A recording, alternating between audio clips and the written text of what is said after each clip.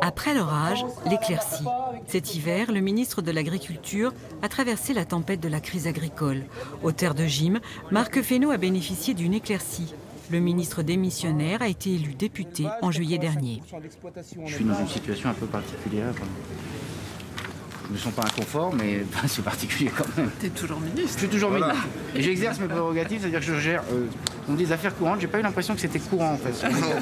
Des affaires courantes très prenantes comme l'épidémie de fièvre catarrhale. Des foyers ont été recensés début septembre dans le Doubs et en Haute-Saône pour les ovins. Dans la région, l'État a fourni gratuitement des vaccins, mais cela ne rassure pas les éleveurs de Montbéliarde. C'est un moustique qui vient piquer nos bêtes, donc on ne peut pas faire grand-chose. Il y a un vaccin qui existe, mais aujourd'hui, pour moi, c'est un peu trop tard parce qu'il est déjà présent sur le département.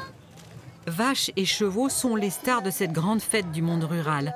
Ils ont dû en passer par une prise de sang avant de venir. Question de sécurité sanitaire.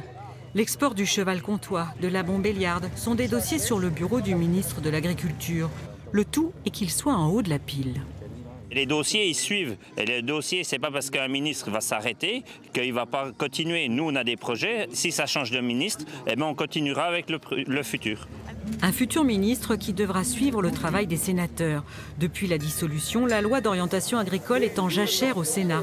Installation des jeunes agriculteurs, souveraineté alimentaire, adaptation au changement climatique, relations avec l'administration, tout est en suspens. Le travail que nous avons lancé avec les organisations représentatives des agriculteurs est un travail qui commence à porter ses fruits, qui se verra, à mon avis, on ne peut pas détricoter ou retricoter ce qui s'est fait pendant 20 ans et parfois de travers en 6 mois.